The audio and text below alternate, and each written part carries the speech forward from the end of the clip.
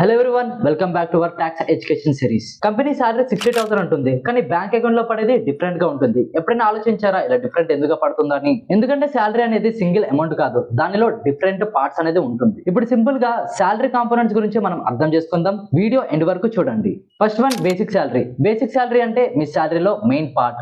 ఇది సాలరీకి basic. Usually total సాలరీలో 40 to 50% బేసిక్ ఉంటుంది. ఇక్కడ ఇంపార్టెంట్ పాయింట్ ఏంటంటే పిఎఫ్ అనేది మీ బేసిక్ సాలరీ మీద క్యాల్కులేట్ అవుతుంది. డిఏ కూడా మీ బేసిక్ సాలరీ మీద డిపెండ్ అవుతుంది. అండ్ అలానే ఇంక్రిమెంట్ కూడా మీ సాలరీ బేసిక్ మీదనే వస్తుంది. సింపుల్ గా చెప్పాలంటే basic equal to main salary amount. Second one, HRA. HRA అంటే మీరు రెంటెడ్ హౌస్ లో ఉంటే మీకు కంపెనీ ఇచ్చే అమౌంట్. మీరు రెంటెడ్ హౌస్ లో ఉంటే హెచ్ఆర్ఏ లో ట్యాక్స్ ఎగ్జంప్షన్స్ క్లెయిమ్ చేయొచ్చు. ఓన్ హౌస్ లో ఉంటే హెచ్ఆర్ఏ బెనిఫిట్ ఉండదు. సింపుల్ గా చెప్పాలంటే HRA equal to rent supported money. Third one, DA. DNS allowance. DA అంటే ఇన్ఫ్లేషన్స్ వల్ల కాస్ట్ ఆఫ్ లివింగ్ పెరిగినప్పుడు ఇచ్చే ఎక్స్ట్రా అమౌంట్. ఇది మోస్ట్లీ గవర్నమెంట్ ఎంప్లాయీస్ కి కామన్. ప్రైజెస్ పెరిగితే డిఏ కూడా పెరుగుతుంది. సింపుల్ గా చెప్పాలంటే inflation adjustment amount equal to DA. And fourth one, bonus. Extra reward money. Bonus అంటే కంపెనీ పర్ఫార్మ్ చేసినా లేదా కంపెనీకి ప్రాఫిట్ వస్తే బోనస్ అనేది ఇస్తారు. బోనస్ టాక్సిబుల్ ఇన్కమ్ లో యాడ్ అవుతుంది. ఒక చిన్న ఎగ్జాంపుల్, ఎస్జిఎం సాలరీ వచ్చేసి ఒక 50,000 అనుకుందాం. బేసిక్ వచ్చేసి 25,000,